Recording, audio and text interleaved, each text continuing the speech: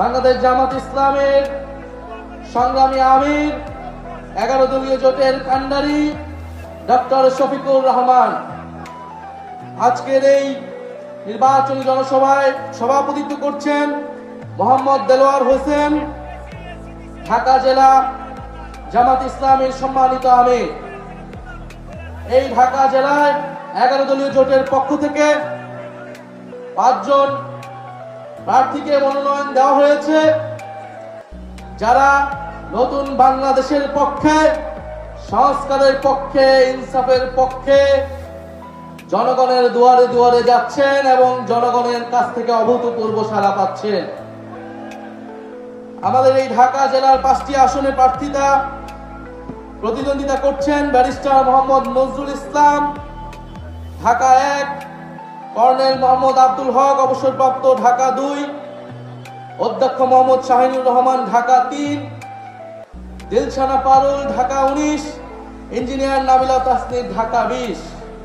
একজন ব্যারিস্টার, একজন কর্নেল, একজন অধ্যক্ষ, একজন ইঞ্জিনিয়ার আর একজন প্রবাস ফেরত বাংলাদেশি। মাশাআল্লাহ, 5 জন মেধাবী যোগ্য প্রার্থী আমরা পেয়েছি ঢাকা জেলায়, যারা 11 দলের পক্ষ থেকে, 11 দলীয় জোটের পক্ষ থেকে ইনসাফের পক্ষে, সন্ত্রাস, দুর্নীতি, চাঁদাবাজ, বৈষম্যের বিপক্ষে প্রতিদ্বন্দ্বিতা করছেন। ঢাকা 19 এবং ঢাকা 20-এ বিশেষত বলতে চাই, আমাদের এই 11 দলীয় জোটের 2 জন সম্মানিত এবং সংগ্রামী নারী সদস্য, তারা প্রতিদ্বন্দ্বিতা করছেন। ইঞ্জিনিয়ার নাবিলা তাসনির এবং প্রবাস থেকে ফেরত আসা অ্যাক্টিভিস্ট দিলশানা পারুল। আপনারা জানেন, এই 11 দলীয় জোট বৈষম্যের বিরুদ্ধে, দুর্নীতির বিরুদ্ধে, ইনসাফের পক্ষে নতুন বাংলাদেশ বিনির্মাণে ঐক্যবদ্ধ হয়েছে। আমরা খুব স্পষ্টভাবেই বাংলাদেশের মানুষের কাছে বলছি, এবারের নির্বাচনের হিসাবটা খুব পরিষ্কার।